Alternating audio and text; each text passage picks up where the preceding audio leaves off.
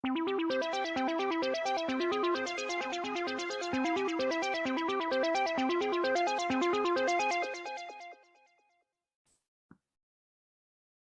everyone, and welcome to the March forecast, the sidereal transits for March 2022. Before we get into this, I just want to remind you of my calculations here. Being sidereal means that most likely you're going to take your tropical planets and move them back to the sign previous, unless they're at the very end of a tropical sign, in which case they'll move back to the beginning of that sign. Most often, though, it is going to be the previous sign that I'm referring to here, then you're likely used to the tropical. If you are familiar with your sidereal, you can stick with that. I'm focusing mostly on the rising sign initially and also thinking about the moon sign. And so rising sign, because that shows the actual environment we're speaking of, so where this is happening in your life, and the moon sign in terms of how we feel about what was happening or what we would like to happen. But what we would like to happen doesn't always happen, of course. So that's why we start with the rising sign and then we can go to the moon sign. If you don't know either, of course, you can use your sun sign and your essence nature, your spirit or soul essence, if you wish, and look at it from that perspective. And because that also ties in with the signs themselves, that's certainly a relevant point. And all these 3 points, rising, moon, and sun, are obviously really good to start with. If you could do all 3, that'd be great. But before we jump into sign by sign, I want to just flag and highlight some key themes that are going on in March, because March is a particularly violent, volatile, conflicted month. And you don't need me to tell you that, but of course the planets are saying it. So as above, so below. If it's going on up there, it's going on down here. If it's going on out there, it's going on in here. So it's going on within all of us, this conflict right now. And we can see here that all the planets have lined up in Capricorn and Aquarius, sidereal signs. And the only other planet that's not within this configuration is Uranus in Aries, which is itself in a square to all of these planets, and Mars and Saturn and Pluto in Capricorn. So it's a really volatile situation. And then when all of these planets are then placed on just one side of the lunar nodes, North Node and South Node, Rahu and Ketu, which are themselves really finishing out their transits in these 2 signs, Taurus and Scorpio, and actually aspecting these planets here, and especially Mars. Rahu here in Taurus, 2 degrees, is aspecting Mars in Capricorn, 2 degrees on the 1st of March. As all of these planets, Mars, Venus, come together with Pluto by exact degree, as Mercury comes together with Saturn by exact degree, as Jupiter combusts with the Sun, coming together with Neptune. This is a highly volatile, highly conflicted, and also a very confused state of being to be in. And everything is kind of lopsided and is very imbalanced at this time. When you cram all of these planets together, it's not seen as a positive thing, because it's like literally everybody crammed together, as we can see in parts of the world right now. And you don't function as well. You're not in your own home, you're in someone else's space. And who's owning the space? It's Saturn. Saturn is the head honcho here. It's ruling Capricorn and Aquarius, so it is in its power, in its own space, very powerful to affect changes here. Now, Saturn is not an easygoing planet. Certainly, it's a tough planet. It like gets things, really pressurized. Everything feels really pressurized with Saturn, and it makes changes because of that. But personally, of course, we all deal with this in our own individual way, and I'll go through this by sign now. But in the world at large, we can see that everything is coming to a head now. Everything is reaching this kind of climactic, really intense period, as especially by the 3rd of March, Venus and Mars join Pluto. And then even throughout March, as this volatile period continues, then Mars reaches Saturn by the beginning of April. Now, what we could hope for here is that this kind of really explosive period in March leads to restraint, i.e. Saturn, by April. That's what, we could hope for. But we could also look at Saturn and its detachment as a very cold, hard, detached look at what is going on and not getting involved also. That's also, we can see that playing out in obvious ways as well. So again, all of this will play out more individually for each sign, which I'm going to go through now. So starting with the first sign of the zodiac, and that is Aries. So for Aries rising and or moon sign, Aries, your ruling planet Mars, is really one of the main drivers of what's going on right now, the war. And for you personally, of course, that means not a war literally, but maybe having to take actions that are more beneficial, more productive in terms of your career, especially because all of this gathering is in your 10th house. So your first lord, Mars, in your 10th house, conjunct Venus and Pluto, there's showing there's some need to overcome some obstacle here. And it could be your partner, or it could be another person, or it could be your own saboteur that's actually hindering you getting forward, moving ahead with these plans. And there is restraint required, but if you can restrain yourself and focus yourself, focus is a better expression of these configurations, you can make a lot happen right now, Aries, because your ruling planet Mars is exalted. It's moving towards its exaltation degree by the beginning of April. So all through March, you're feeling the power and energy if you can channel it through a more focused means. So if you have something to focus on, even better, because this energy requires a focus. If you don't have anything to focus on, if you're not working right now, if you don't have anything to do, that is not a good use of the time, and it will actually eat you up inside. So make sure that you have something you can do and go for it.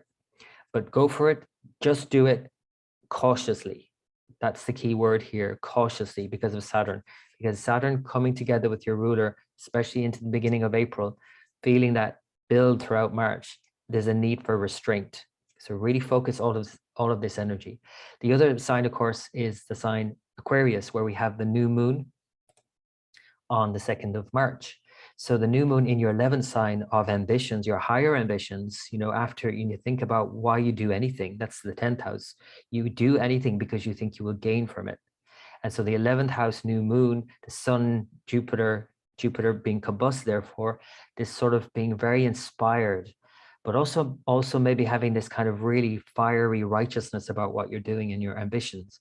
And then Neptune alongside it all, showing maybe a bit of a blurry picture, about what your ambitions are, and having to get clear about that picture now. And the clarity is not going to come from outside of you with a Jupiter combust. It's going to come from within you. So that's something to think about for this new moon. Let me draw your attention through the month as we see the moon transit through your sign by the 6th, 7th. And, we have all of those volatile energies. 6th, we have Venus and Mars again in a planetary war, vying for space at 6 degrees. Interestingly enough, the 6-degree mark is where Saturn and Jupiter came together a couple of years ago at the end of 2020, December. And now we're seeing this configuration here again. So there's definitely something here, Aries, for you in terms of your career trajectory and how that might have changed recently and you might have been blocked, but now there's something coming together, or someone coming in to help you maybe clear that block now as well. Bringing the moon forward though to the full moon, as the sun moves into Pisces, your 12th sign, the moon moves opposite into your 6th sign. So if I just show you that here, moon here in your 6th, sun in your 12th. So now the configurations are shifting somewhat. They're breaking up this kind of really intense 2-sign configuration, 3-sign configuration. Now it's a 4-sign configuration, which is a lot easier in many ways. And so now it's also drawing your attention to what you need to do for this full moon and the tasks at hand, and also what you need to let go of, what you need to surrender at this point. Whatever you've been doing, whatever goals you've been setting for yourself, whatever your ambitions are, this sun cycle in Pisces from mid-March until mid-April, before you start again in Aries with the sun moving into your sign, this Aries is a time for you to, draw some conclusions, draw something to a close, finish out something you've been maybe working on or planning for the future. And when you finish that out, you'll be more ready to start afresh by mid-April. So Aries, I hope that's been of help.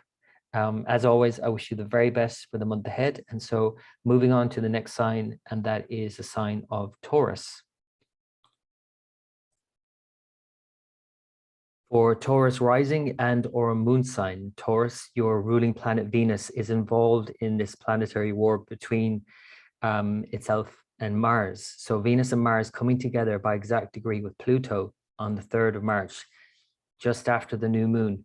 that's certainly something to be mindful of, Taurus, because your ruling planet is, although you might say winning the war at times, because they dance in and out of this same degree, within a degree of each other for so long, it's still losing out at times. And so, in other words, peace, is definitely hard to come by in March. And there's definitely conflict going on within yourself, whether it's actually expressed without, in terms of in an actual situation with a relationship. It could be just a very passionate expression of these two coming together, the two quote unquote gender planets, Venus and Mars, and they're coming together in your ninth sign conjunct Pluto. So there's something to overcome here as well, in terms of what you believe to be true or what you believe is possible with somebody else, or what you believe about somebody else. That's another key thing about Venus Mars conjunction. So as this is all occurring, all of this pile up of planets in your ninth sign and then moving into your 10th sign for the new moon on the 2nd of March, there's a lot of emphasis on what gives you inspiration, what gives you meaning, what gives your life purpose and meaning, and how does that inform what you're doing? Because the 10th house and the new moon in the 10th, with the sun, of course, and moon coming together, and then Jupiter close by, combust, there's this need to really find that inner spark, that inspiration within yourself about whatever it is you're doing. This is a need to look at, what you've been doing recently as well, in terms of how in the last 2 years you found more meaning in life and how you've been able to access that through whatever means, whether it's through study or higher learning or just thinking more philosophically about things, travel. All of these things are indicated by the ninth sign. And then the subsequent sign, 10th sign, is all about your actions, your work and career trajectory as well. Absolutely. So a new moon there is very much about focusing in March on the things you're doing in terms of your career, but also your direction in life in general. And because Neptune has been here for so many years now, and it's coming to meet with Jupiter, and after this new moon, the next new moon, they're practically together by degree. There's a lot of kind of confusion here as well, and a need to kind of look at your aspirations and goals in life, in a sense, really connect with that inner vision, I would say, to make that more clear for yourself before doing anything. So Taurus, it's about, connecting the dots here in many ways, the 9th and 10th houses and Saturn ruling these two, and will eventually move through both of these in 2022, is a time to really, again, connect what you're doing with something more meaningful, or to make sure that what you're doing is meaningful. So that's the new moon in your 10th sign, an important consideration. Another key thing that's happening in the month, if I just draw the moon forward and into your sign by the 8th and 9th, is that the North Node is finishing out its transit in your sign, Taurus. So this is a key shift in March. Now, whether you use the true node or mean node, the true node moves by March 16th. The mean node doesn't move until April 13th. So there's a whole month of a difference there. But at any rate, in March, the transition really starts to kick in. And so Rahu, the tormentor in many ways, it's exciting in many other ways. It's great and you experience a lot, but in another way, it torments you, this drive and ambition, this push for something, to do something as well, because it moves your 10th house. It's leaving your sign and it's moving into your 12th house, either in March or April, depending on the calculation. So this is an important time in terms of understanding this kind of letting go of this ambition of whatever it is you were hoping to do or wanting to do, or you actually did, and it just didn't fit the bill, or it just didn't live up to your expectations. That's another part of Rahu, of course. So as it moves into your 12th house, this is a time to let go, to surrender all of those actions or whatever you're doing, to surrender it to the greater good, to just surrender in general, just simply let go and realize actually that everything you need, you have. And by letting go more, you get whatever you need, that it's not always this need to grasp, which is Rahu's tendency. So that's something to be mindful of in March, as this hungry ghost, in a way, Rahu, starts to leave you and not bother you anymore as much. Let's face it, we all have Rahu somewhere at some point. Now, by mid-month, the sun has moved into Pisces, and the moon opposite is the full moon on the 18th. So this full moon in your 5th sign, with the sun now in your 11th sign, is looking at your future, looking at how do you find balance between your hopes and dreams and wishes for yourself, and how does that reflect in your community, in your society, with your groups of friends and associations and networks and people you associate with in general, and thinking about your long-term goals as well, and how you can make those a reality. These are all indicated by all the other transits also, with all the planets now breaking up from their 2-sign configuration, now in a 4-sign configuration, a more easeful place to be in by the latter part of March for sure. The first part of March is quite intense. The latter part is less so. So that's the full moon on the 18th. And certainly as the moon then wanes into the nodes again and it moves into your 7th sign, this is a time to obviously be very conscious of, especially in the last year and early year and a half, with the south node in your 7th sign of the other, how you have reacted to the other, whether it's another like a partner or just the world out there. How might have you reacted? Maybe you've rejected, maybe you've neglected another, maybe you've outright rejected another or another whatever other, and the world out there in favor of something else, in favor of thyself, you know, with Rahu. So this is possibly with the moon moving through here as well by the end of the month, a good time to kind of really think back over the last year and think about the things you've lost, maybe the people you've lost, or the people that, you know, just kind of slipped away or just drifted away over the last year. So Taurus, that is the month of March. Big changes are certainly coming in, and more so even in April, and more positive changes certainly as well. And now that your ruling planet Venus is breaking away from Mars, you know, it eases up on the intensity in April. So I hope you found that helpful, Taurus. Moving on to the next sign, and that is Gemini. For Gemini rising and or moon sign, Gemini, all of the planets have gathered in your 8th and 9th houses, with particularly all the planets in your 8th house, and then the new moon in your 9th house on the 2nd of March. This is placing so much emphasis on things you cannot control, that are outside of your control, and other people are outside of your control, and what they want, what's important to them, is outside your control. That's the 8th house. Now, it also shows things that are outside of your control in terms of like just unexpected events. And when we look at what's happening in the world, Gemini, you are impacted by this in a big way in March, in a way, because as the new moon occurs on the 2nd, we also have an exact conjunction of your ruler Mercury with Saturn.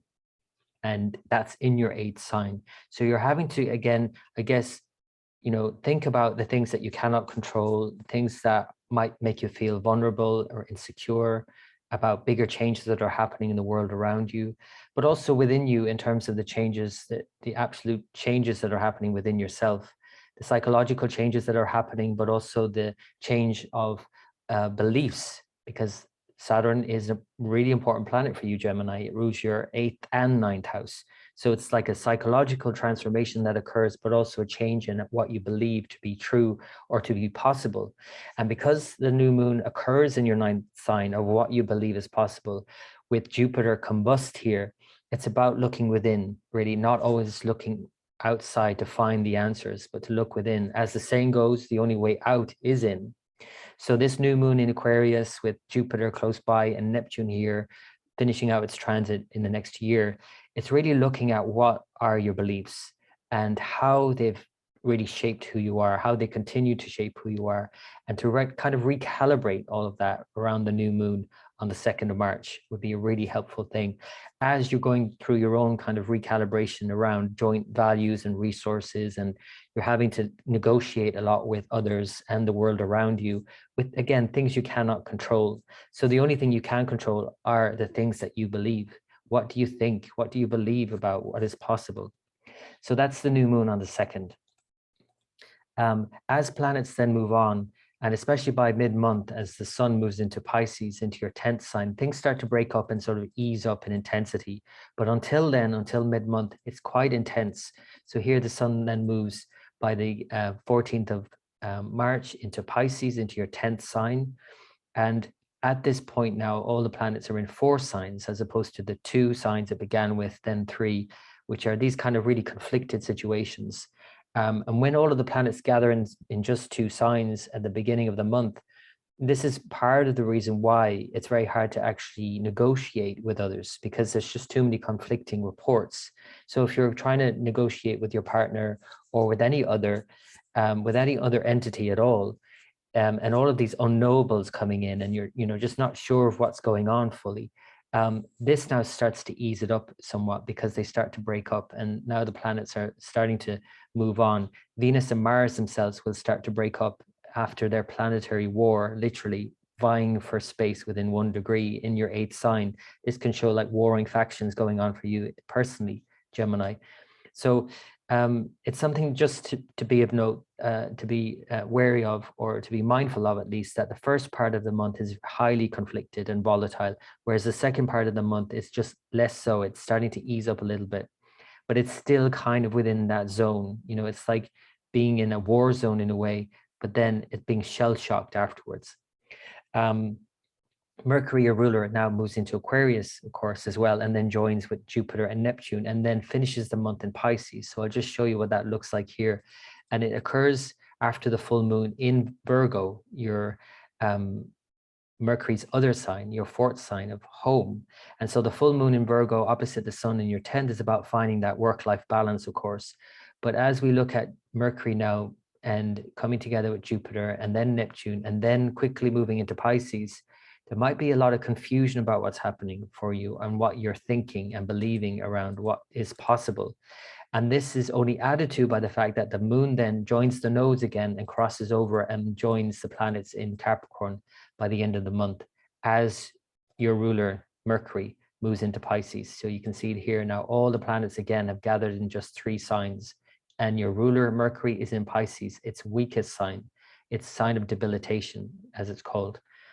Now, this just means that by the end of the month, you know, it's probably a good time from the 23rd to just kind of take a break, you know, certainly into the 24th onwards, just to slow down, take a break, especially those couple of days there with the moon also in its weaker sign on the 24th, 23rd, 24th. You know, the moon and Mercury both represent aspects of the mind and how you feel and how you think. And if how you're feeling is a bit sort of doom and gloom and having a negative outlook with moon in Scorpio, then when the Mercury goes into Pisces, adding a confused state of mind on top of that is just going to add to the stressors on the mind, and maybe even felt as stressors for yourself physically. So this will be a good time at the end of March, after kind of really this kind of feeling of being shell-shocked in a way, to kind of just take some time out and slow down, because it won't be long before Mercury moves on in April and the sun moves on into Aries with Mercury, and things move on. Jupiter moves into Pisces. There's some more positive transits coming your way in April, Gemini. So being mindful of that now, take heed of that in March, so that you don't overburden yourself with these more conflicted configurations in March.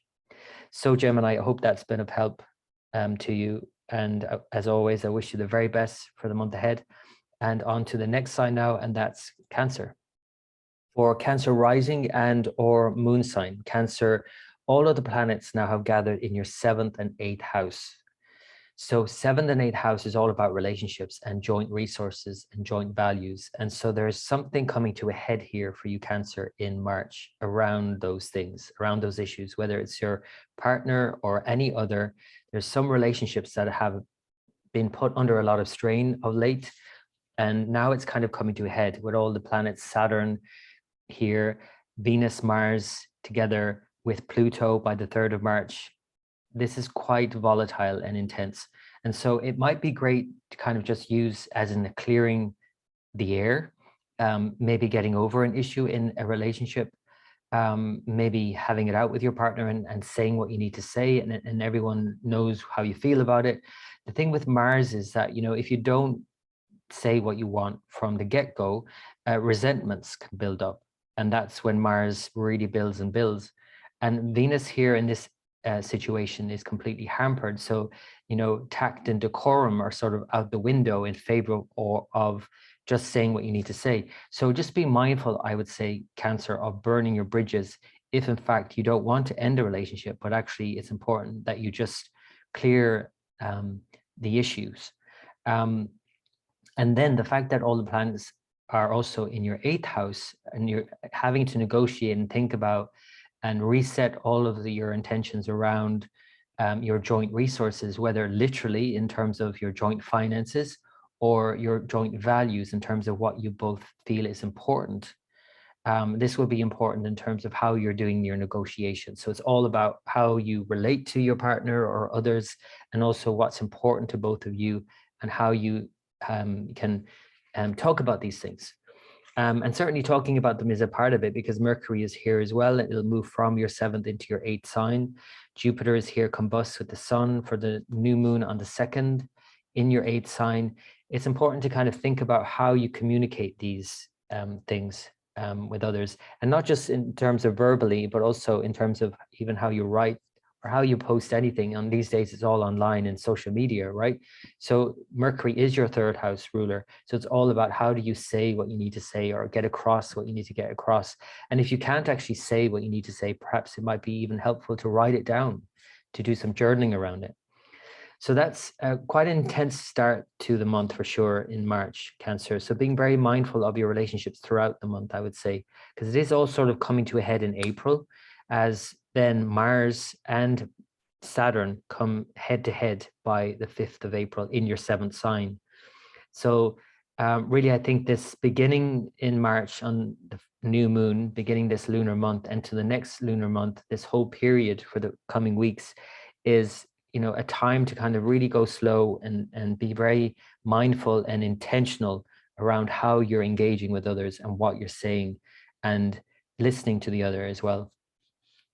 So that's the new moon and the reset in your 8th house around joint resources and values. And you might have to deal with some practical issues here as well, but it could be just a more sort of abstract notion of, well, okay, I figured out what's important to myself, and now I'm clear about what's important to you. And okay, now we have to kind of go forward. How do we move forward with this new information?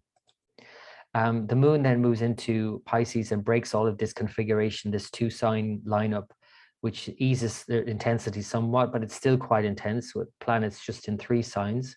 And it won't be until mid-March, March 16th, that the sun moves into Pisces as the moon has moved through your sign, that actually the intensity sort of eases up somewhat. So sun in Pisces and all the other planets in the signs before, and your moon here in Cancer, all in 4 signs. So it's a bit of a more not as intense, I would say.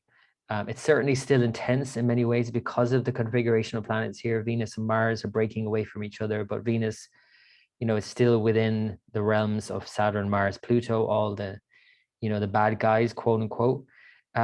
So you still have to be really mindful in all your relationships for sure. And in a way, you have to be more mindful because, as these start to loosen their grip, you could easily loosen your tongue and easily say something that really offends someone. And again, you might burn your bridges. So leading up to this period, I'd be very mindful of being too constrained, and then afterwards being too loose with it and not being maybe restrained enough. And again, just thinking about who am I engaging with, and do I need to engage in this way? Do I need to be with this person? Do I need to deepen this relationship and clear the air, or do I actually need to just avoid this situation altogether? These are some of the things to ask yourself.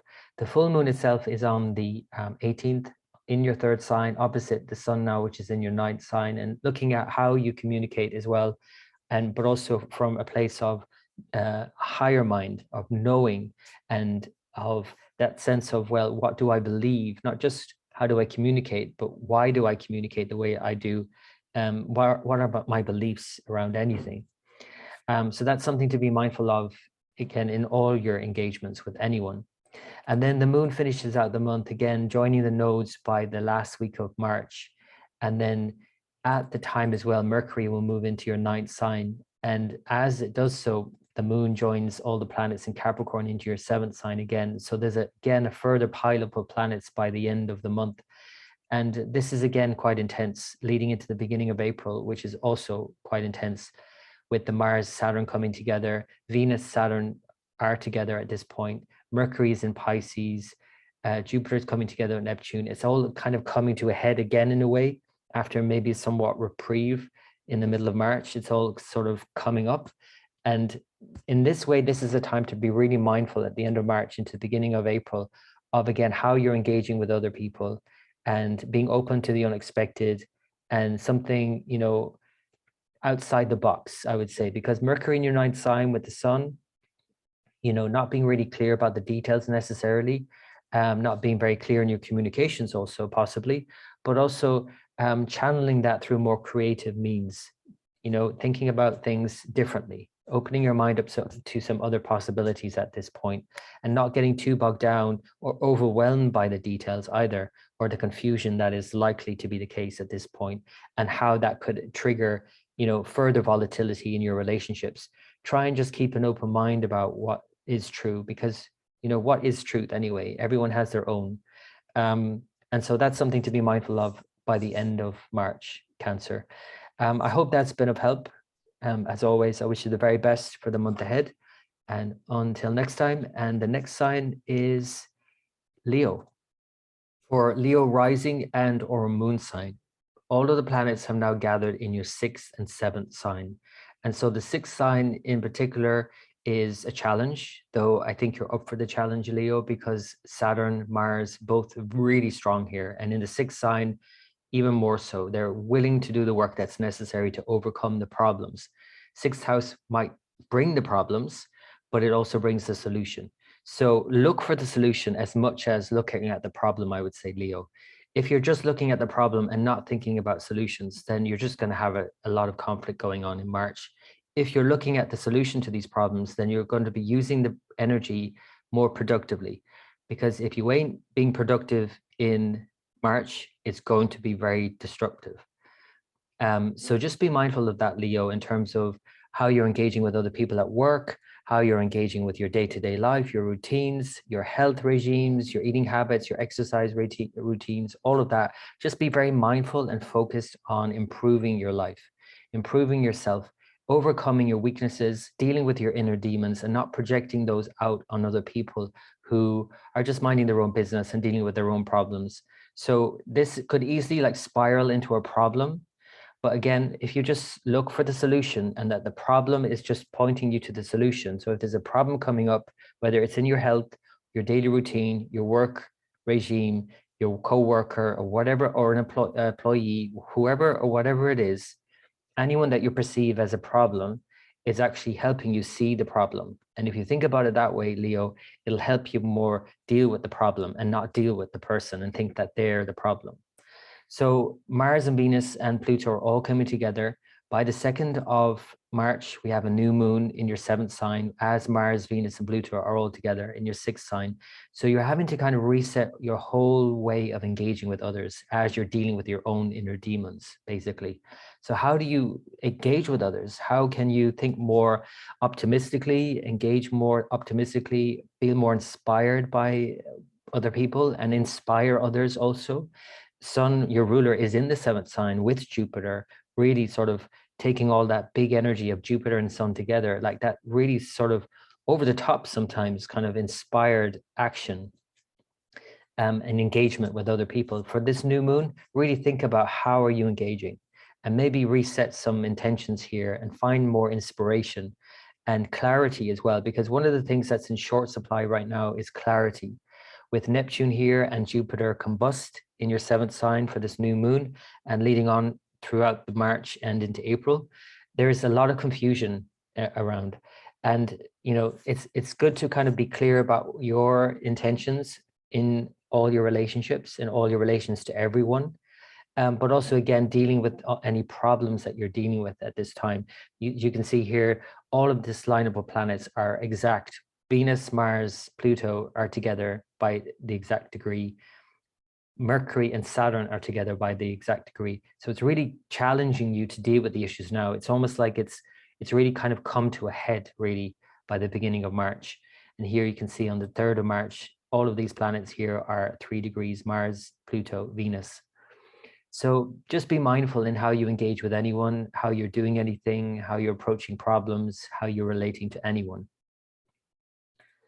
Until the middle of the month, it doesn't really ease up in intensity until then, because especially, well, at least until after the moon moves across the nodes, which are spending their last month really in your 4th and 10th houses. So home and career and all the changes that has brought in the last year more. The intensity starts to ease up somewhat as the moon moves across them again, but it's also intense because there's a lot of transition going on, a lot of change. The nodes are one of those changes, but there's so many other changes going on as well. And then as the sun, your ruler, moves in to Pisces by mid-month, that is then moving into a change itself, a transition in the year. Like it's transitioning, of course, for most of us from spring or from the winter into spring in earnest, as then the sun moves into Aries. And that's really highlighting that spring period, you know, the equinox in March and all of that.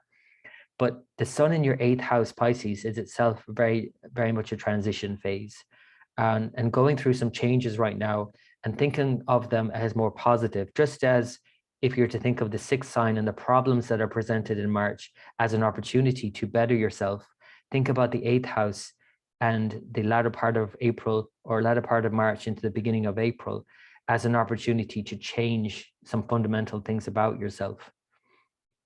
Learning some really important lessons as you go as well, as Mercury moves through your 7th sign and then on into your 8th sign, Pisces, as well.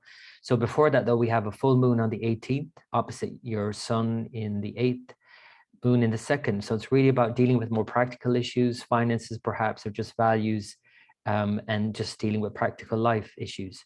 The moon then joins the lunar nodes once again by the last week of March, and then on into Capricorn as Mercury moves into Pisces, into your 8th sign. Now, this is where it might be helpful to be a bit more open-minded about how things are panning out, because now all the planets gather in 3 signs again in a more intense configuration, 6th, 7th, and 8th signs for you. So it's very much about opposition.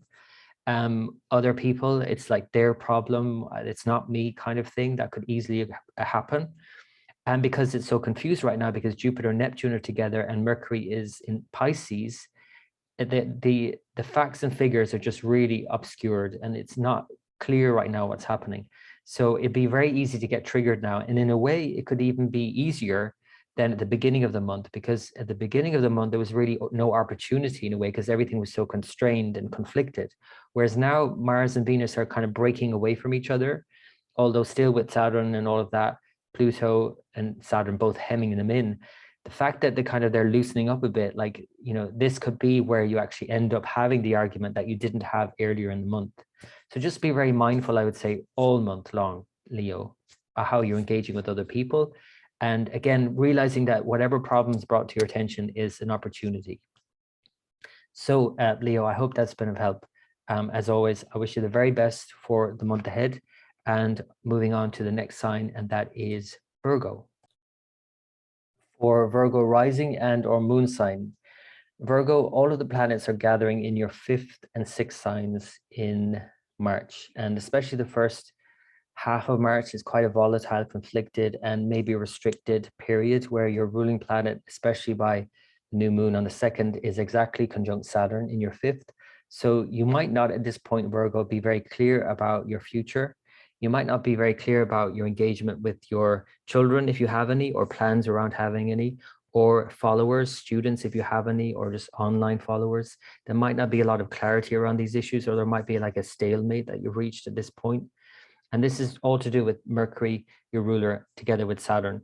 And the new moon itself is in your 6th sign, which is the next stage of putting together a plan to make your dreams a reality, to see those things through. The 5th sign is very much about speculating about the future and things that you would like to create and how you want to express yourself. But as you're looking at all of these dynamics and all of the issues that are having to be dealt with, Mars and Venus are together by exact degree, and the Mars and Venus rule where the nodes are in your 3rd and 9th sign. And so you're having to kind of negotiate a lot here in terms of what you believe to be possible and how you communicate those things to yourself and how you express those outwardly to others, whether it's to a child, whether it's to a project you're working on, or to a future plan that you have. the future that you see is possible, it's kind of coming to a head now. And in a way, you can think of it as a positive thing, because when certain options are taken away from you, as Saturn is often there to do, it just shows you that, well, this is not an option anymore, then therefore I have to go this route. And then when you get clear about that, and as the new moon occurs on the 2nd of March, when you get clear about what you have to do and the steps that are required, even though the details themselves might be a little bit confused right now, having that kind of clarity of purpose and sense of direction in general is going to be more important for you in March than getting really bogged down in the details, because the details are not really quite forthcoming, Virgo. That's to do with, Mercury conjunct Saturn and all of that. But then Mercury, as it moves into Aquarius, adds to that, because it's going to join Jupiter, which is combust close to the sun, exactly combust here. And so when you have Jupiter combust with Neptune and your ruler Mercury in your 6th sign, the details are certainly not really clear. But again, if you feel, again, that inspiration, that initial inspiration that guided you in the first place as to what you want to do in the first place, that will be more important, I would say, Virgo. The moon joins the North Node then by the 8th, and will cross over the nodes and break this configuration of all planets on one side. That eases the intensity and uncertainty somewhat, but then on the 14th, the sun moves into Pisces and will ease it a bit more, as all the planets now are in 4 signs, not just 3, and certainly not just 2, the beginning of the month, which is quite a conflicted situation. So it's kind of like easing out, and the planets are breaking up a little bit here now, and things can sort of loosen up, and the grip here can loosen. Now, the important thing to be mindful of then when the grip loosens is that you don't just let it go. That the actual benefit of having these planets tightly conjunct in a way is actually to really get focused on what it is, again, you're doing. So keeping your routines, keeping your vision alive in your mind's eye, I think would be really important throughout the latter part of March as well. The full moon is on the 18th in your sign. So it's opposite the sun, of course, in your 7th sign. And this finding a balance between yourself and the other, between the details and the letting go and surrendering all those details and being open to something new or someone new at this stage is a great possibility here as well. Mercury, like I said, is joining Jupiter and Neptune and quickly moves past them in a way, thankfully, because Mercury Neptune is quite a confused state, but then it goes into Pisces, and that's something to be mindful of from the 24th, as Mercury, your ruler, is in its weakest sign in Pisces. And so you're having to kind of give over something to another, whether it's your partner or any other entity or just the world out there. And as you do so, you're having to be open to the unexpected and to uncertainty. And it might feel a bit overwhelming at this point as well, because there's so many confused kind of indications here with Jupiter, Neptune, Mercury in Pisces. Mars and Venus are starting to move apart now, but Venus then comes together with Saturn, and then into the beginning of April, Mars comes together with Saturn. So there's still quite a few roadblocks ahead, and a lot of confusion around how you're supposed to be going forward or what route you're supposed to be taking in the first place. So by the end of March, I would say, Virgo, be really open-minded about the route that you're taking, and so that you don't pigeonhole yourself, and that there are many routes that are possible, even though ultimately the end destination is the same. If you're on a route that actually isn't working out, getting you to where you want to be, there are other routes possible to get you to where you want to be. It all ends up in the same place anyway. That's what I would say, Virgo. I hope that's been of help. As always, I wish you the very best for the month ahead. And on to the next sign now, and that is Libra. For Libra rising and or moon sign, Libra, your ruling planet Venus is involved in a planetary war. And normally, I mean, that kind of language that is used in Indian astrology might seem a bit heavy-handed, but I think it's absolutely relevant. It's apt for this time. But how it works out for you, Libra, of course, is that it's all in a very personal way, because it's all gathering together in your 4th and your 5th houses.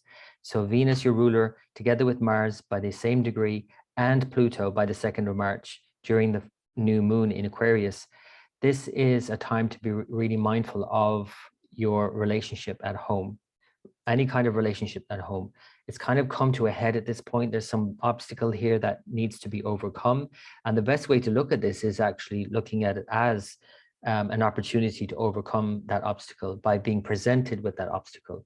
An obstacle that you might not even have been aware of thus far, and maybe sabotage that a saboteur within yourself that you have not been fully aware of until this point. And of course, these transits do suggest the ability to be more mindful, be more aware of this block and to overcome it. But of course, as you're doing that, and recognizing where you cannot go, where Saturn is kind of restraining and restricting routes forward, perhaps just seeing that also as an opportunity just to focus on the one route that's left open to you. So Libra, this obviously all ties in with your home environment. And if you have any children, pulling that in, or any kind of creative endeavor or lover, or any kind of thing that you love or who you love, being drawn into this dynamic at home. And really, whether it is expressed in the world around you or not, which it may be, it is really this inner conflict in your own heart, in your own being, that needs to be resolved. And when you do that, of course, all your relationships improve. So it's kind of reaching this head really by the new moon, which occurs on the 2nd of March in your 5th sign, where Jupiter is with the sun and moon, and Neptune isn't too far away. So this is kind of this reset, and a bit of a confusing reset as well, where the details might not be really worked out from the start. But if you think about, again, what it is that you feel about what's going on and connecting it with that sense of stillness at your heart, that's a better way than trying to work all of this out in your head, because the details will be not easy to come by. Certainly there'll be, if they have any details around it, it'll be confusing. And this is especially the case, again, because Mercury is with Saturn and there's not, clarity there as yet. But also then it joins Jupiter and Neptune, combusts Jupiter and all of that, and then finishes the month in Pisces in debilitation. So Mercury is kind of like at a loss in March. And so, i.e. details, the finer print is not very clear right now. So again, think about what will make you happy and the inspiration that you are feeling, more than the actual details that will be worked out subsequently. That's what I would say, Libra. So the new moon on the 2nd is a reset in terms of what inspires you. What are you inspired by? Who inspires you? How do you want to move forward? Thinking about these things in a way that inspires you, than getting bogged down in any conflict at home or any kind of details that aren't quite forthcoming, will be a better use of this time. So the moon then moves on and sort of breaks up this 2-sign configuration by the beginning of March, which is really quite conflicted when you have Mars, Venus, and Pluto at the same degree in your 4th house. Again, it's showing there's some issue to be dealt with at home and overcome. And hopefully you do that with, as much grace and decorum as you can, and that you don't burn any bridges, you don't create any problems in your home environment, and in being able to kind of deal with these things. And then Mercury moves into your 5th sign as the moon starts to move on and joins the nodes and beyond. And then by the middle of the month, then the sun moves signs. So this then starts to break up the intensity of the first part of March. So the sun then moves into your 6th sign as the moon moves across onto the other side of the nodes. And again, the nodes themselves are highlighting the the extremes that are going on right now. And they're in your 2nd and 8th sign. There have been for a year and a half now, but they're finishing up in March. So from March to April, they're transitioning into your sign and the 7th sign.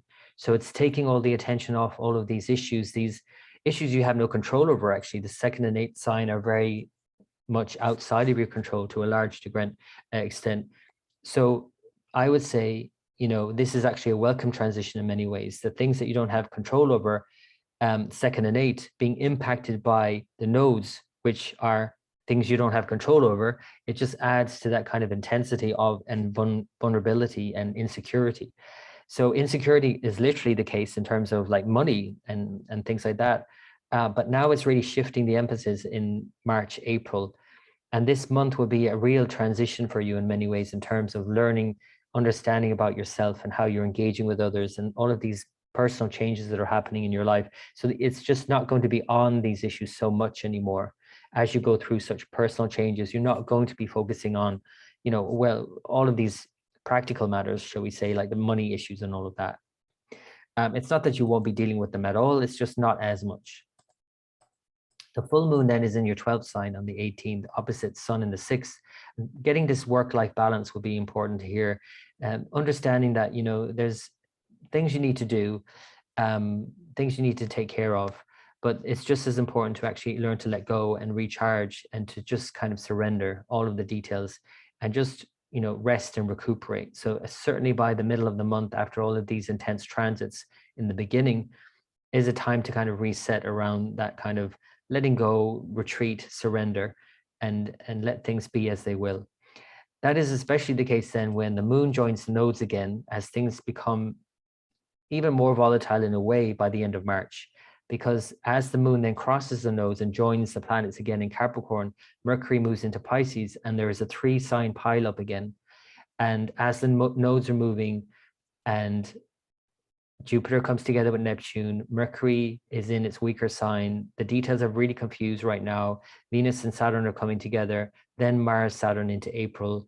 Again, it's a kind of more conflicted situation, restrained situation that's necessary. And again, a very confused situation that's possible. Again, around your home and your inspiration, what inspires you moving forward, and the details that are required in order for you to make that a reality. Mercury and Pisces can really confuse those issues.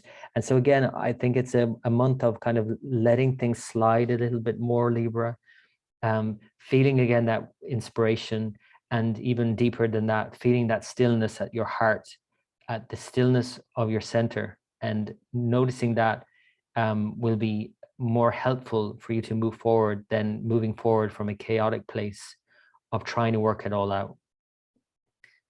It is an intense month, no doubt, Libra, but intensity can bring great change that is ultimately positive for you.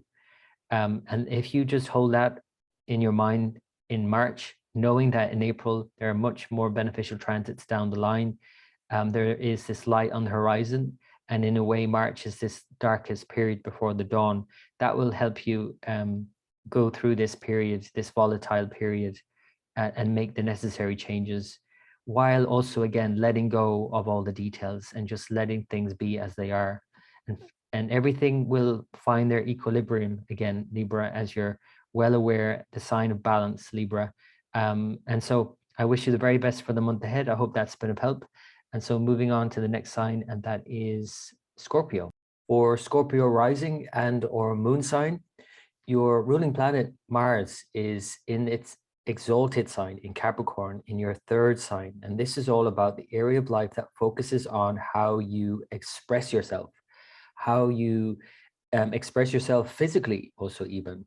And that is all about your energy, and the amount of effort is required, or that is required for you to make something happen.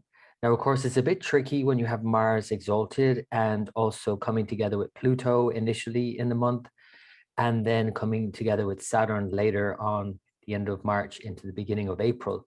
And it's really teaching you about how much energy is required versus how much restraint is required in achieving any of your wishes. So Scorpio, be very mindful of how you go about doing anything, and also how you go about, literally how you travel about, being mindful of, you know, just being more careful as you journey about, especially driving about, because of course Saturn is the 4th ruler. It's all about cars coming together with Mars. This is more so, I think, more relevant in terms of the conjunction of Mars-Saturn in April. But certainly in March, I think it's a time to be very mindful of communication more so. So because Mars is coming together with Pluto by the new moon, so by the 3rd of March, it's an exact conjunction of Mars and Pluto, and Venus is also there, all at the same degree. This kind of creates this interesting dynamic. Interesting is not always a great word in astrology, is it? Interesting means that it's intense. Interesting means that it's challenging. And that doesn't mean, though, that you're not up for the challenge. And in fact, you have the energy and the purpose and drive and will to make it happen and to get clear about what you're trying to express, but that the person you're communicating to might feel the brunt of that. Again, knowing when to kind of push on the brake some time to ease off the accelerator might be useful here, because others might really feel your full force and not be able to handle it. So be really mindful of your relationships, Scorpio, during the month of March into April, as Venus is overcome really in all of this with Mars, Pluto, Venus all together.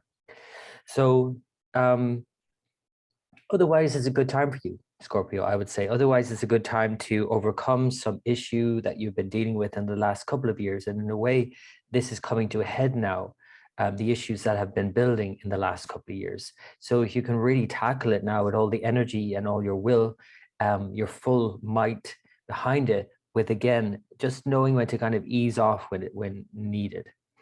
The new moon is in your fourth sign, the next sign on, and you can see that all the planets are gathering in just two signs, your third and fourth. So the fourth sign is all about your happiness, and the third sign before that shows your interests. So you're only interested in things that you think will make you happy.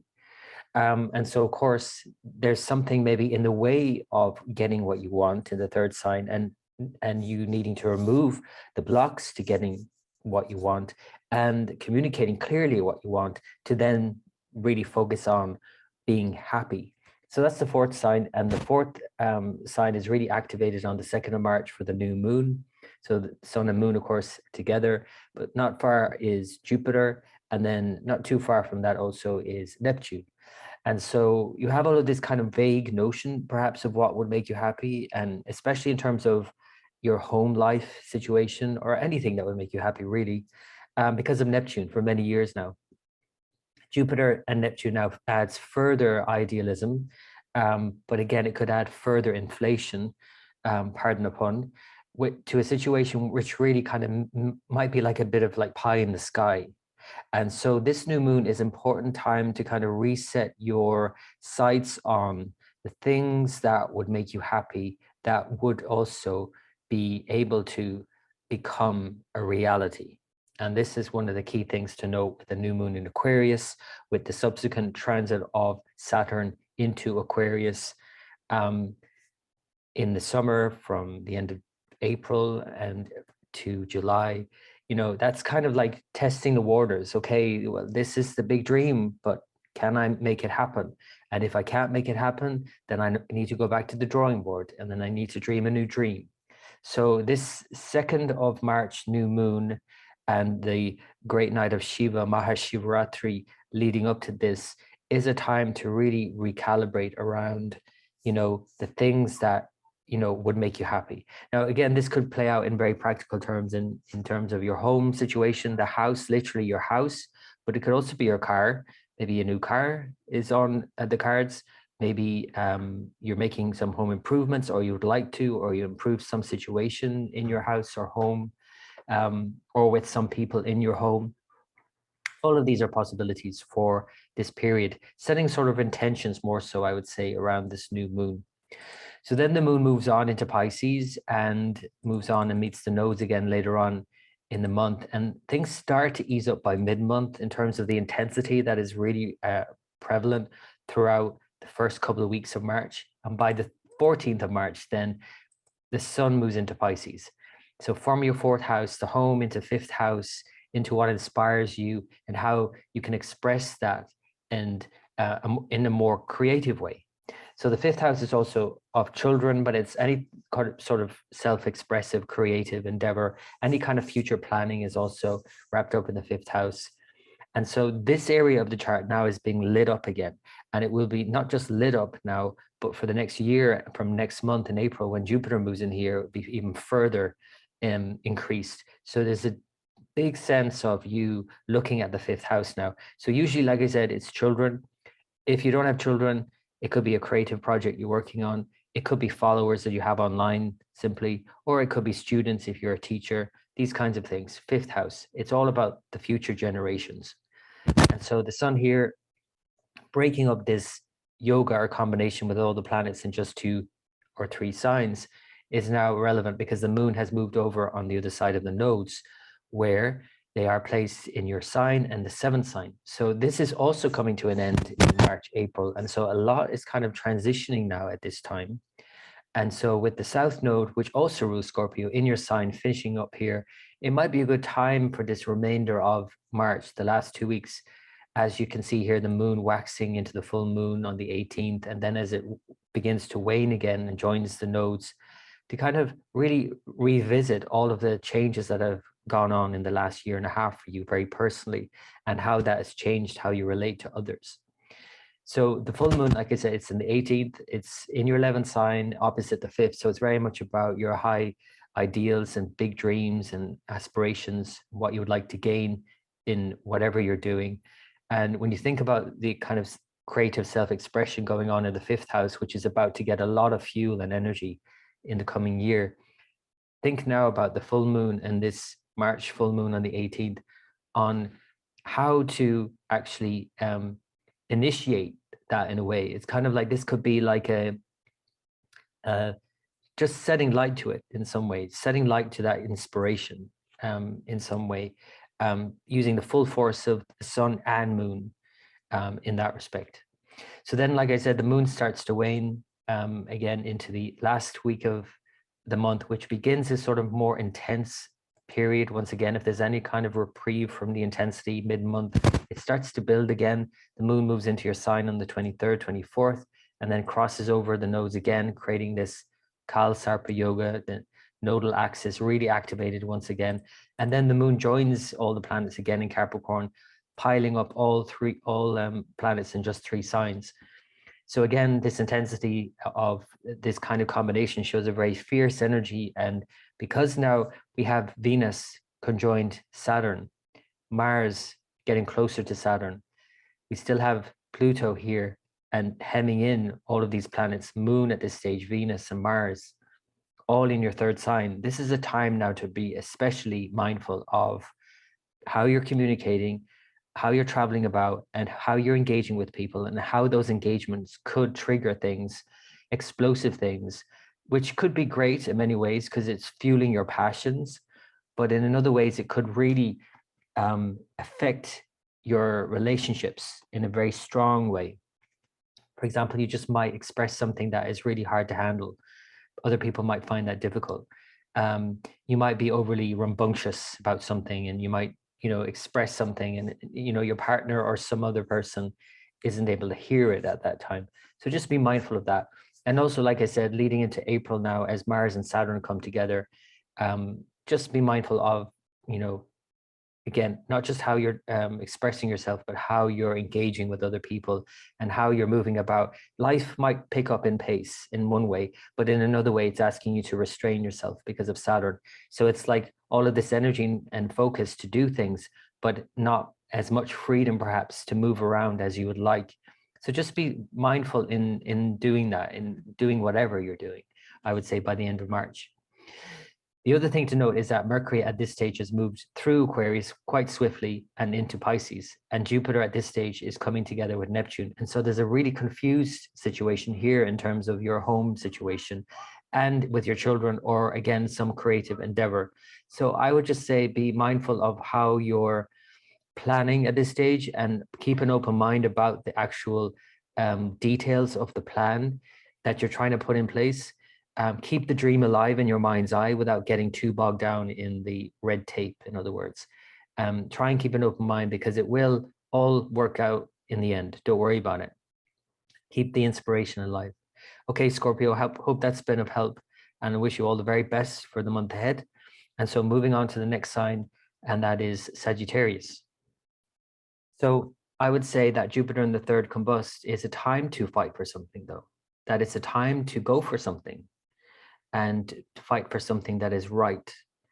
And this kind of righteousness that is fueled, and especially as Jupiter, your ruler, is completely combust by the 6th of March, about the 6th, 7th of March, is a time obviously to be mindful of your energy and how it can be a bit depleted at this time, literally feeling burnt out. But at the same time, there's a recharging and resetting as the planet Jupiter resets in the heart of the sun, which is called Kadzimi in ancient astrology. So this Kadzimi notion on the 6th of March is like a reset for you in terms of inspiration, finding that inspiration within yourself as well, not looking out there for it only, but finding it within. So as you can see in the chart here, all of the planets have gathered in just 2 signs. We're only looking at Uranus outside of that configuration and the nodes here hemming all of these planets in on one side. So obviously this has reached a head now. This has reached a climactic phase. And really we could say that it's reached a climax after 2 years. You know, I guess everything reaches a climax in waves. So you could draw it back even further than that, you know, all the time. Everything's a cycle. But certainly the last 2 years, this has reached a climax, with Mars coming back together with Saturn after 2 years since the beginning of the pandemic in March 2020. And all of these gathering in your second sign on the 1st of March. And so obviously second sign and third sign, especially with your ruler Jupiter combust here and Neptune. So it's about second and third sign. Second is all about values, literally valuables, assets, fixed assets, your bank account, money. But it's also about deeper aspects of you in terms of self-worth and how you value yourself and how you value your time. Because Saturn gives you the awareness of only having so much time. So you're paid for your time, of course, but you only have so much. So how much do you value that is a big question with this configuration of planets. And now that Venus and Mars are joining here and they're in a planetary war, quote unquote, and joining Pluto by the 3rd of March exactly, there's a lot to get over here. There's a kind of culmination point in it coming to a head in order for you to get over these issues around values and finances and also family. And the other thing that second sign represents is that connection to family, are those people that make us feel safe, just as a bank account makes us feel safe, just as the food on the table makes you feel safe. Those are the basics in life. And when the basics are in any way threatened, whether it's family, finances, or food, or whatever it is, then you can feel that as an existential issue. And Pluto here, especially now with Venus and Mars, and then Venus and Mars being hemmed in between Saturn and Pluto, it might feel you're having to really focus on these issues. Issues which should be self-evident, and these things should be a given. Everybody deserves the right to just basic amenities and shelter and food and money and the basics.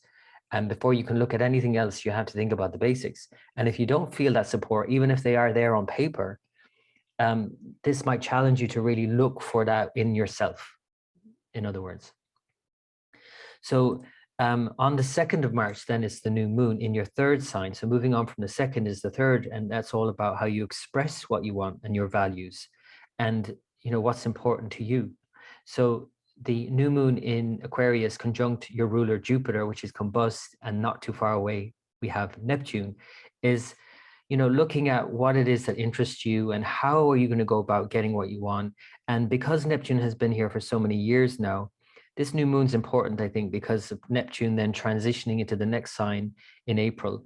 In March, it's like resetting your intentions about how to go for what you want and how much effort is it going to take and what do I need to do actually. And you might not be able to see how you're going to do it right now, but it's more important, I think, to kind of look within yourself for the inspiration and that guidance within, because Jupiter's combustion shows an inner strength, not an outer strength.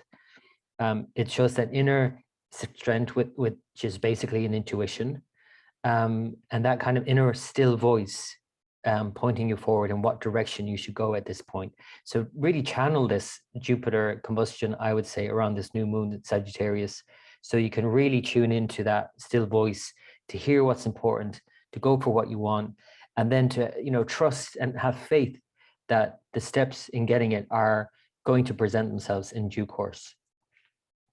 So that's the new moon on the 2nd of March. The moon then moves into Pisces on the 4th and then on, and it breaks this very intense configuration of all the planets in 2 signs at least. But it isn't really until the middle of the month that the real intensity starts to fade somewhat. And it's still an intense month all month and into April, but it just kind of eases off the gas a bit by the time the sun moves into Pisces on the 14th. So there we have then all the planets are moving into 4 different signs, with the moon on the other side of the nodes breaking this configuration of the lunar nodes, the Kal Sarpa Yoga, the serpent of time, the very uncertain and almost like fated feeling combination. So the moon is helping out in that case.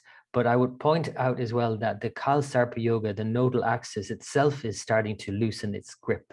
Its bind is loosening. It's like shedding of a skin now, where they're about to move in March, April, depending on what calculations you use. So it's certainly in transition. It's a transition month in a transition year. And this is very much related to you in terms of your work, everyday work, routines and health, and your ability to let go of it all, surrender and retreat and recuperate.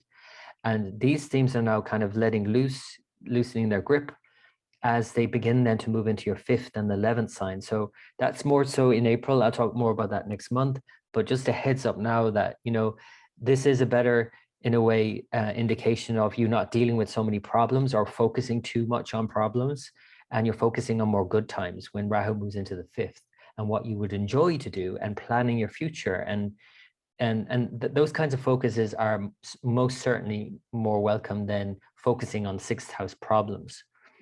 So the moon then continues to wax during the month, and on the 18th we have the full moon in Virgo, your 10th sign, opposite the sun in your 4th, so that work-life balance is important here, of course, for this full moon, but also getting balance right between the details, trying to work some of the practical details out while also surrendering to all of that new possibility, new sense of wonder, new sense of hope on the horizon, as the sun is kind of heralding this return to a new sense of hope, with Jupiter then moving in next month. So it's almost like the sun, it's like sunrise.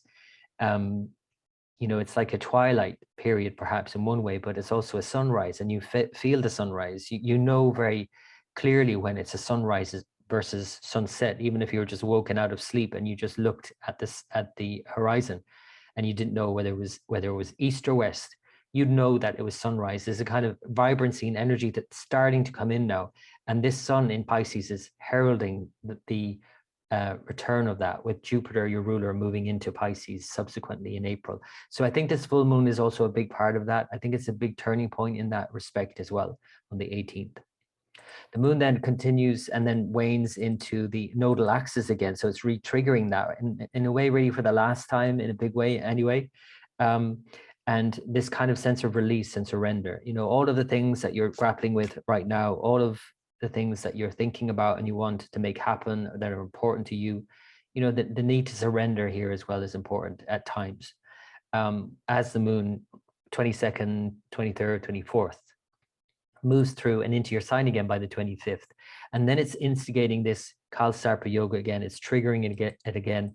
And then as the moon moves on into Capricorn, again, all the planets are filing into just 3 signs. So it's a more volatile period by the end of the month again. And so again, we're having quite intense configurations continue all month as they build, with Venus now moving into an exact conjunction with Saturn. That occurs on the 28th, 29th. Then Mars will conjunct with Saturn then into the middle or in the beginning of April. And so, you know, in a way, the kind of, you know, not taking your eye off the ball, as it were, in terms of these important issues, not, you know, letting the energy kind of trail off, but actually using the energy to focus, keep focus, because these energies are about being very diligent and responsible in what you're doing with your money, for example, with how you're interacting with your family, how you're communicating with anybody, family or otherwise, how you're planning your life, your future, what you're going for. And, you know, as we're leading now into Pisces with the sun here already, and the Mercury has moved swiftly through your 3rd sign and into your 4th sign into Pisces, as Jupiter is conjunct Neptune, the details right now are very confused. Whatever it is that you wish in your life, the details are not forthcoming as yet. And so just be patient with that and keep an open mind throughout, I would say, around, you know, again, what it is that would make you happy, of course, is the 4th sign, but you'd only ever look at that when you think about the 3rd sign and going for something that you want because you think it will make you happy. So think about what it is that you want and think about what is happiness anyway. And these kinds of issues will be a major thing moving on into April. So think about these things in more, I would say, abstract terms initially, without getting too bogged down in red tape and the details. Just think about what it is that you want first and what would make you happy. And then you can worry about the details later. So Sagittarius, I hope that's been of help. As always, I wish you the very best for the month ahead. And moving on to the next sign now, and that's Capricorn. Or Capricorn rising and or moon sign. Capricorn, your ruling planet Saturn continues to rule the roost. It is the strongest planet, consistently strongest planet throughout this whole period. So there is a great deal of strength that you are afforded at this time to make full use of. Now, having said that, as you can see from the lineup of planets here in the charts, all of the planets are in just two signs, and most of them are in your sign, Capricorn. So whether it's your rising sign or moon sign, there's a lot of things on your plate right now, a lot of things to juggle. And so, of course, Saturn's strength here requires restraint, requires due diligence, and sort of like a consistent approach without going over the top in any way, without going to any extremes, being very restrained but also very focused on moving forward. Thinking about Capricorn and the symbol of the mountain goat getting to the top of the mountain. This is very ambitious part of you, Capricorn, that wants to get there. And of course, you will get there if you go steadily focusing on step by step. And that might be a bit of a challenge to do as we see other configurations line up in your sign, with Mars especially in your sign now, and Venus and Pluto all coming together by this 3rd of March, just after the new moon in Aquarius. And then as they move on, and then Mars conjoins with your ruler Saturn in the middle or in the beginning of April. This therefore means that despite the need to kind of go steady and slow and consistently get towards your goal, Mars is pushing you on. Mars is egging you on, actually. And so what is Mars? It's what you think will make you happy.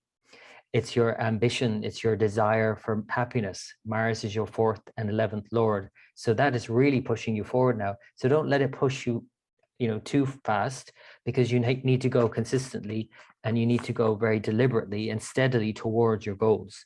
And if you can manage that with those two planets coming together in April, Mars, Saturn, then you're not going to feel like pushed into something or, being impulsively, doing something and then later on regretting it, or, wishing that you'd just taken your time and making a decision about something, whatever it might be. Just try and see if you can go a bit slower, but steadily keep moving forward though, because it is a forward momentum now that's been initiated, and you have to keep moving forward. Now, it is a tricky time, beginning of the month, the 1st, 2nd, especially into the 3rd, because all of these planets, like I said, the first couple of weeks of March are really complicated overall, because all the planets are piled up in these just two signs, your sign and your second sign, which is all about money, finances, values, family, what's important to you, the basics in life, feeling supported in your community as well, not just family. So having all of these kinds of indications and a pile up might show that you're a bit confused, because there's just so many things to think about and so many things to juggle in your mind. So take your time with this. There's no rush. It might feel like there's a rush. There is a need to get it done like yesterday, but there is no rush. That's Mars pushing you. So as Mars and Venus both come together with Pluto on the 3rd, and this new moon in Aquarius on the 2nd, there's a real sort of reset. And in a way, this is a major reset. And like pressing the reset button is almost like maybe having to kind of shut down the system first before rebooting. And in a way, because it's all kind of come to a head as well, and issues really over the last couple of years as Saturn moved into your sign, and Mars joined Saturn in March 2020, it's all come back around again after 2 years. So it's kind of like all of those issues of the last 2 years have come to a head now, and how you can now end the issue and move on to the next part of the story. But again, any endings can sometimes be a bit disruptive, at least, or even destructive. So just be mindful of not creating too much disruption, I would say, because there's already enough of that going on. And especially when we see Pluto conjunct Mars and Venus, Pluto is like, the undercurrents, like your subconscious drives, your saboteur also, wanting to kind of shake things up on a deeper level, wanting to even maybe disrupt things on a deeper level that you might not be conscious of. So really around the first few days, especially of the month of March, Capricorn, as diligent and as responsible and all of those great qualities of Saturn that you have, as you might be, this is not the time to feel pushed into a situation where all of these kinds of more subversive qualities could come up. to deal with. So the new moon, like I said, is on the 2nd. It's in your second sign, Aquarius. It's quite closely conjunct Jupiter, which is not too far away from Neptune. And this is a reset itself, you know, and around finances and values and all of that, and family and community. But it's not a very clear one. It's a very idealistic one, which is great. That sense of Jupiter and Neptune is a sense of idealism that can sometimes spill over into illusions that aren't really ever going to make it down to earth.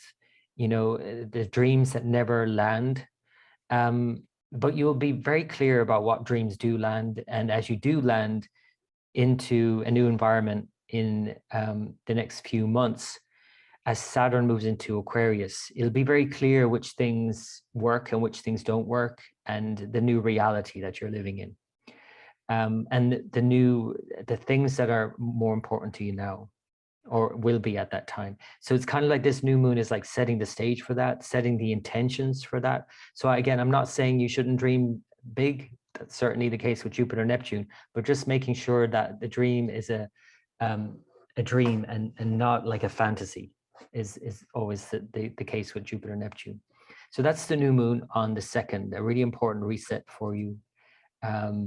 Moving, not just this year or this month, like every new moon is, but this month and this year, because of this transitionary year and because of Saturn's transition into Aquarius in the coming months. So I think this new moon on the 2nd of March is a really important one.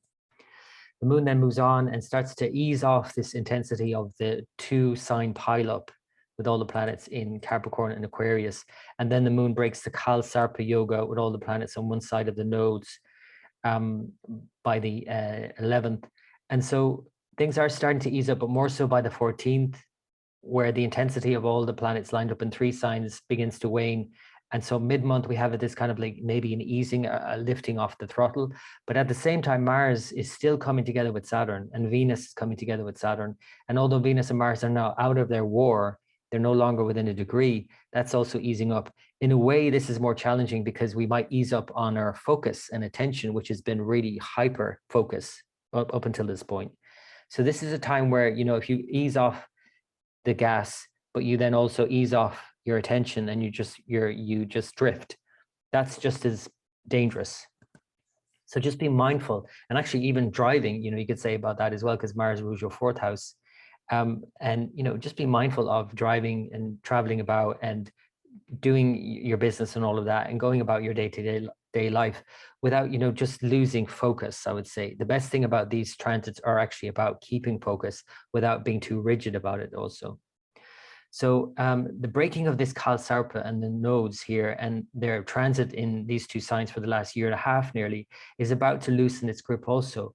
And the fixity of Taurus and Scorpio is about to loosen as the nodes now in March and April begin to shift into Aries and Libra into your 4th and 10th houses. So it's going to affect key areas of your life in terms of home and work and changes that are there, but you're more able for those changes. And because it's moving into more movable signs, you're more willing to make the changes, which also ties in with the Mars-Venus conjunction now in your sign anyway. There's changes afoot anyway. You already feel this intensely. But these changes will also create more subtle changes in the next year and a half with the nodal axis shifting. And, you know, it moves out of the 5th and 11th, which has been the main focus over the last year and a half, many months now, where it's all been about what you love, who you love, and your community, and what you want to do in your community, what you would love to do in your community, and who you love. You know, so it's very much about the next generation too. It's very much about the future and maybe looking at your future differently as the nodes transit your 5th and 11th, and how that now transits and transitions and translates to the changes that must now happen in your current reality, in your home situation in particular, and in your work situation with the 4th and 10th houses activated from March, April. So that's a bigger topic. I'll talk more about that in the coming months, especially next month as they transition fully in April. Just to mention, the full moon is on the 18th of March. So obviously it's the sun opposite the moon. Moon is in your 9th house, sun is in your 3rd house, thinking about higher and lower mind, thinking about your everyday routines, thinking about your higher mind and more spiritual life. and how you communicate from that higher mind to your lower mind, which is about all those kind of inner dialogues that go on. So the sun in your third sign, heralding really, I guess, the eventual transit of Jupiter in April into your third sign, into a much stronger position, you know, connecting with what you have an interest in and how you communicate, you know, how you express what you want, is an important transition. And I feel a really important full moon in that regard moving forward. So the moon then begins to wane towards the last week of March, and then joins the nodes again by the 23rd, 24th, and re-triggers the nodal axis once again. And then it will actually move into your sign again by the end of the month and recreate this combination of all planets in just 3 signs. So this is quite a volatile mix. And it being in your first, second, and third now, adding in the third, with Mercury having moved through your second and into the third, and Jupiter itself ruling your third, conjunct Neptune, with all the planets gathering again, with the moon, Pluto, Venus, and Saturn exactly conjunct, which is another planetary war, in fact. And then later on in April, Mars, Saturn conjunct. There's a lot of things that still have to come to a head in many ways by the end of March into the beginning of April, and things that have to be resolved and moved on from. And so it might be a bit confusing at this point. The moon, you can see here, is joining Jupiter and Neptune by the 29th. And really the confusion is in the details. There's not a lot of clarity around the details because of Mercury in Pisces and its ruler with Neptune. You just might not be clear about all of the details, but just make sure that you remember why you're doing any of it in the first place, what's important to you. When you think back on that new moon in the beginning of March on the 2nd, and that stating that intention, that wish for something that's important to you, remembering that is more important at this point than thinking about all the details and how you need to work them all out, because they will work themselves out anyway. So Capricorn, that is my forecast for March. I hope that's been of help. As always, I wish you the very best for the month ahead. And moving on to the next sign, and that is Aquarius. For Aquarius rising and or moon sign. Aquarius, this is an important transitionary month for you in a very much a transition year. And so in particular, the new moon in your sign on the 2nd of March is that sort of reset button. And though it might not be obvious from the outset, the changes that are about to occur in your life based on this new moon, it is an important time all the same. And it might be just such an internal and deeply felt, very personal, private reset that's going on within you, in your subconscious, but it's a reset all the same. And that makes big changes in your life in the months and the years to come, in fact. And that's because the new moon Aquarius, of course, is ruled by Saturn, which is in your 12th sign, and Rahu, which is in your 4th sign. But both of these planets are going to be moving in the coming months by next month in April. And depending on what calculation you use, if you use the true nodes, quote unquote, Rahu will actually move into Aries by mid-March, on the 16th of March. If you use the mean nodes, it's the 13th of April. And at that stage, Saturn, your other ruler, is getting ready to move into your sign Aquarius by the end of April. So again, it's all about this reset, initial reset for this new moon on the 2nd of March in your sign, and the subsequent practical changes that are brought about due to this subtle shift. And so a new moon in your sign at any rate is a time to kind of reset your whole intentions about who you are and what you're doing. You add in Jupiter quite closely conjunct this new moon, and Neptune not too far away. And you're thinking about the things that are important to you and what you would like to achieve in life, your hopes and dreams and aspirations, rooting your 2nd and your 11th. It's very much about money as well. It's tied into money issues, but deeper than that, it's about things that are important to you that you truly value beyond money. And the fact that Saturn, subsequent to this, next month, the end of April, will move into Aquarius and herald this kind of awakening in a way. I don't think that's too strong a word, but certainly a sort of like a waking up in a way, and maybe a dipping your toes in the water in another way, as Saturn then has to move back into Capricorn by mid-July until January 2023. But it is still a kind of like I said, it's a transition year for you, a sense of dipping your toes in the water, trying that out, and then that didn't work. Let's go back here and try this, back to the drawing board, and let's try this again by next year. So you can see how things are starting to move forward for you, Aquarius. And I do believe that this new moon on March 2nd is heralding that new start. It's a new start in a big way. So big words, I know, but it's a really important time for you, Aquarius. Now, like I said, the nodes are beginning to shift in March, April, depending on the calculations. So as we look at the moon joining Rahu again on the 8th and 9th, just highlighting the themes again of the nodes and how they have influenced and impacted and changed your life completely in relation to your home and your career. And of course, it might have had a negative impact on both of those areas, even though the focus a lot was on the home and maybe working from home, or your happiness and how you want to go about being happy, what you think would make you happy, getting rid of what doesn't make you happy, but also like some issues at work, maybe not being completely satisfied with your work, or not feeling like your work is visible, or you're not seen for what you're doing, you're not getting the recognition with the South Node in your 10th sign. All of this is really starting to loosen its grip, because the nodes now are moving out of these fixed signs, Taurus and Scorpio, in your home and work. And so it starts to loosen the grip of that uncertainty and all of those unseen circumstances and energies that are just not very clear, and you can't really figure out what's blocking me here. I don't get it. That's all shifting in March, April. And I think it's a really important month in March to acknowledge this, again, transition. Now, I do want to say as well, though, that, before then, that's all of that sounds really nice and very well, but we also have this configuration I want to go back to as well, just to highlight that I kind of skipped over, really, that it's really not a good idea to skip over these kinds of things. And that is Venus, Mars, Pluto, all conjoined at the same degree in your 12th sign, Aquarius, as Mercury conjoins your ruler, Saturn, in your 12th as well. There's a lot going on in your 12th. What is 12th? It's about losses. It's about expenditure. It's about sleep. It's about endings. And for you to transition into this new phase in your life in the summer, of course, it means that there has to be some endings. You have to finish something out to start anew. You have to sacrifice something for something.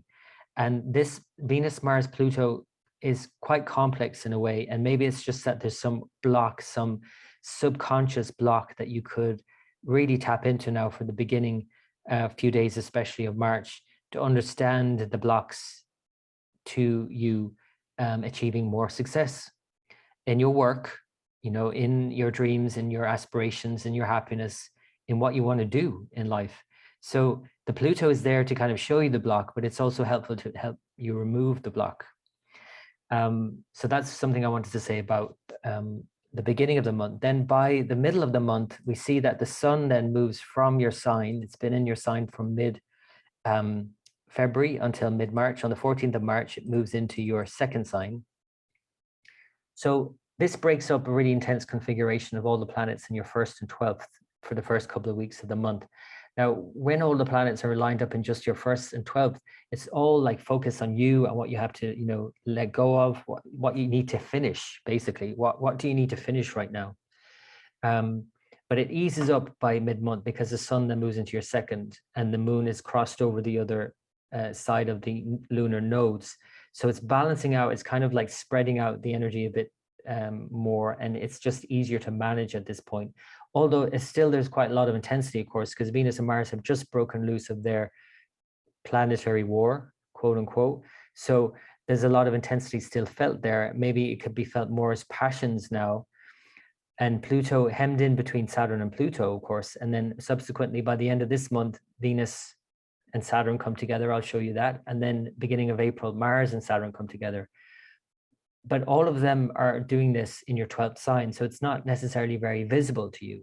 You might not really understand what's going on. It might be like a lot of energy, maybe even anger issues that are coming up. Maybe it's coming out in your sleep, in your dreams.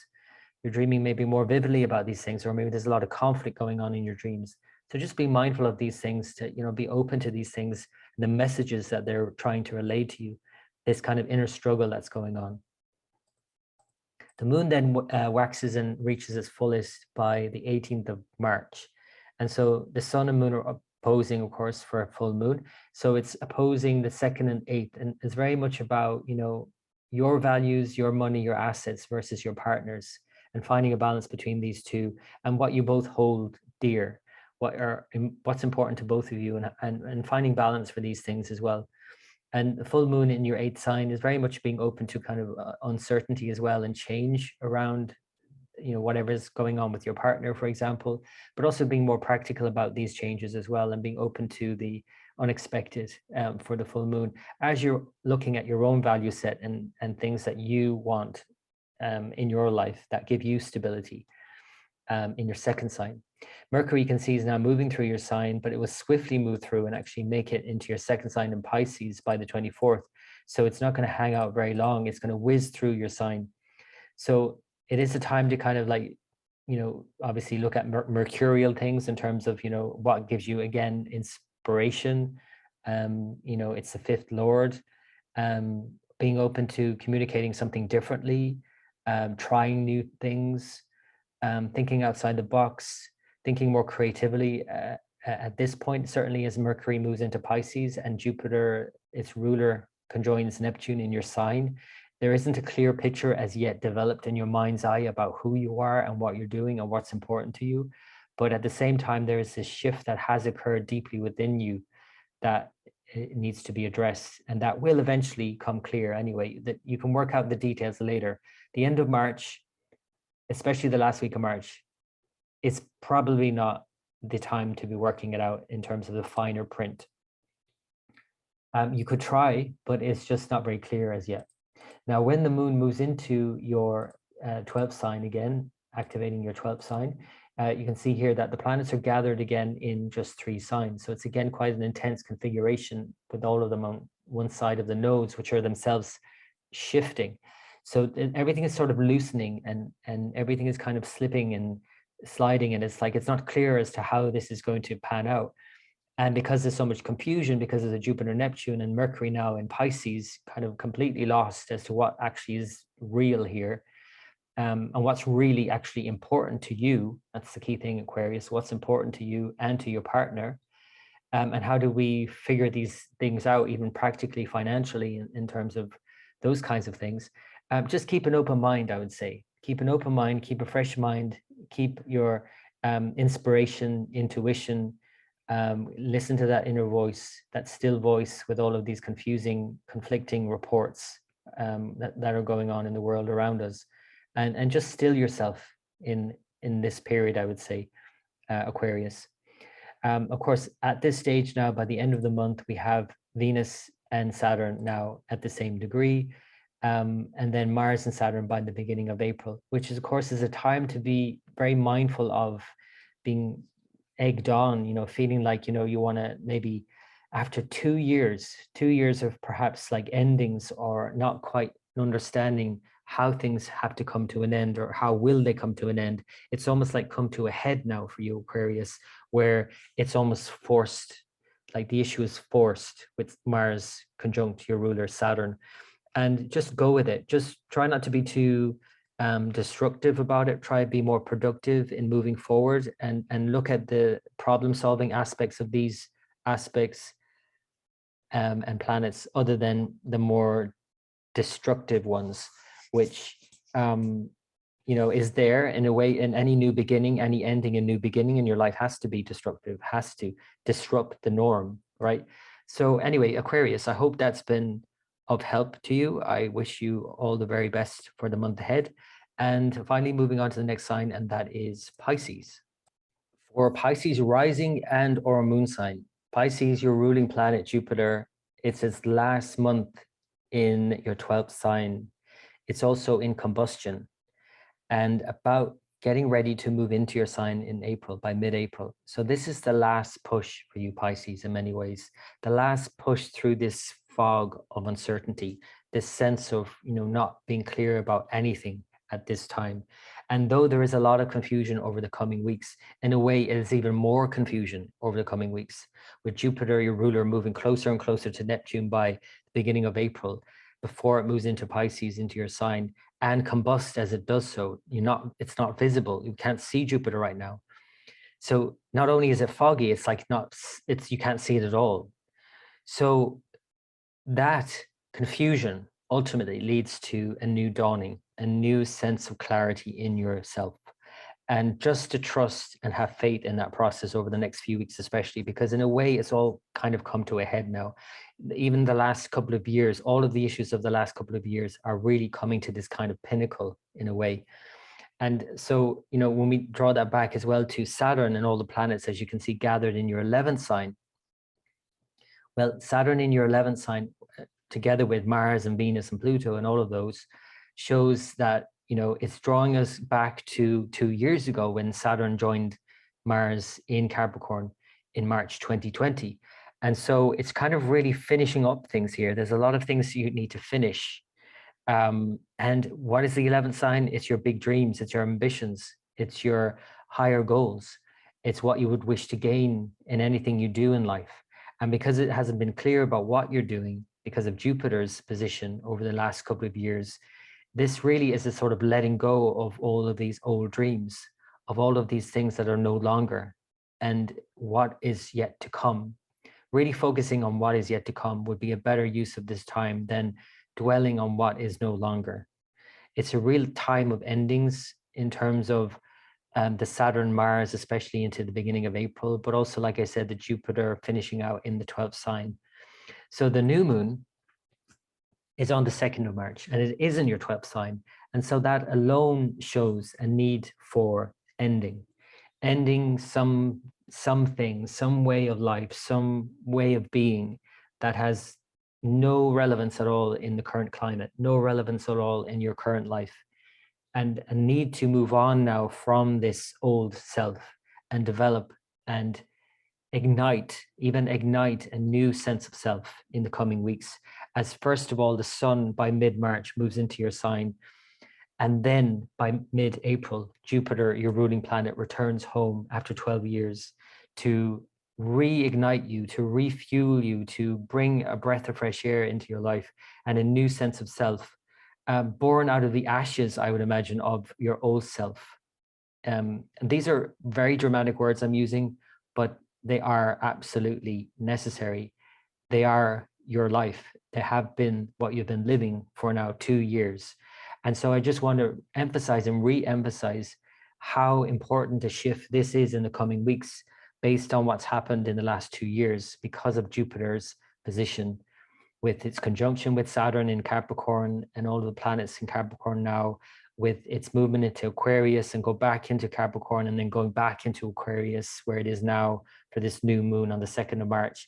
It's like a whole, and it's like an end of an era for you, Pisces. So as you move through this new moon on the 2nd, it's important to kind of state your intentions, but it's just as important in a way to state what is no longer, what you need to relinquish, say goodbye to. And that's as much a part of this new beginning as anything else. So that's on the 2nd of March. On the 3rd of March, I just want to highlight that Pluto, Mars, and Venus are all at the same degree in your 11th sign, with Mercury and Saturn coming to the same degree also. So these kind of conjunctions and planetary wars, as they're called, there's a lot of intensity, a massive amount of intensity for this new moon. And with Jupiter also combust at this time, your ruler, it just might wipe you. You might feel a bit kind of exhausted with all of that's going on, the intensity that's going on collectively. The 11th sign is very much about this like collective groups. If you're in any way involved with a group, with an association, with a group of friends, even in your society in any way, you might be just taking it all on board. And you have a sensitive nature, Pisces, so you're able to do that, but also only up until a point where you have to then go and retreat and think of yourself and do lots of self-care. So if you are in any way involved with big groups, I would say, be mindful of these kinds of energies where you have a lot of subversive, sort of even violent, sort of, or at least frustrated, angry, kind of angsty energy coming at you, where you just don't need to really get too involved in it, especially the first few days of March, I would say.